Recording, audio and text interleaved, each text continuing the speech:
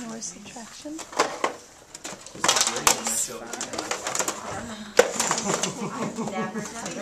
How do you do it normally? Like,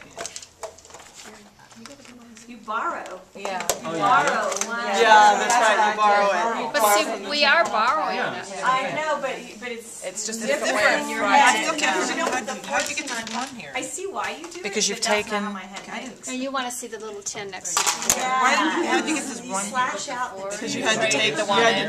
the one that you traded in to get to the Oh, 14. okay, They call it okay. Yeah. Okay, 205, you ask them, 204, oh yeah, I'm sorry. 204, you ask them if they can take 5 from these 4 ones. No. Now this is the trick with this one. You ask them where you can get some more hundreds. And they'll look at that mat, and they say, 100 ones? And I said, you could have 100 ones. And they say, but I'll ask them, is there anything else you can trade this in? Now, your husband the other day said, well, can't we just say, wouldn't it be a lot easier just to trade this in for 10? And I said, no, because you don't tell them anything here. You have to see if they'll come up with it. So I'll ask them, what else could you trade this in? And they'll say 10. So I said, okay, go ahead and do that.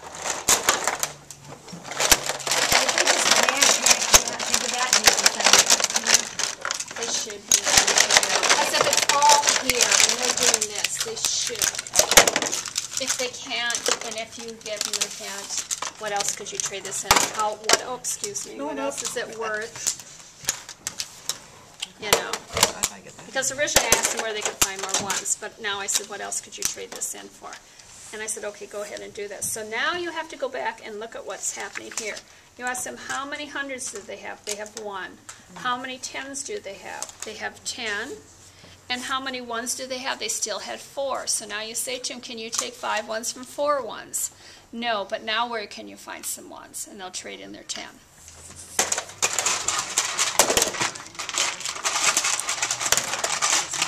Oh, sorry.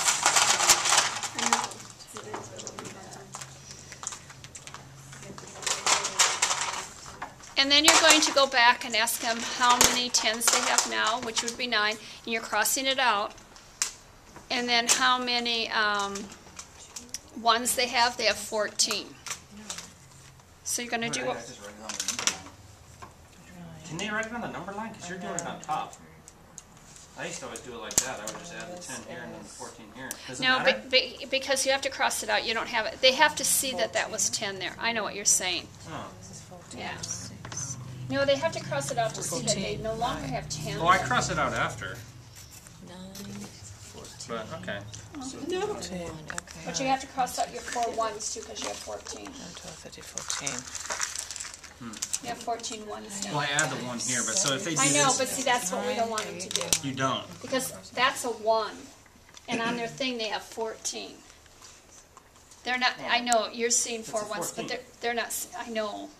I was just curious though, because I've Stop had this skipping with ahead. kids in class. No, because I don't know to correct them or not, because this is how I like to do it. But this I isn't- know, but that's Okay, a so little it bit has to be up abstract here. for them right now. Okay.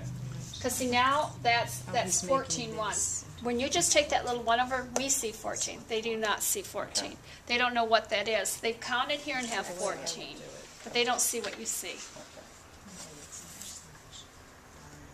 So now you say, can you take 5 ones from those 14s? Yes, go ahead and do it.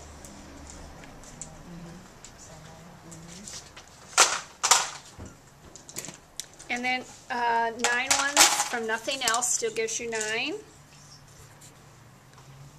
And 100 take away nothing gives you 1. And your answer is, how many ones, tens, and hundreds is there?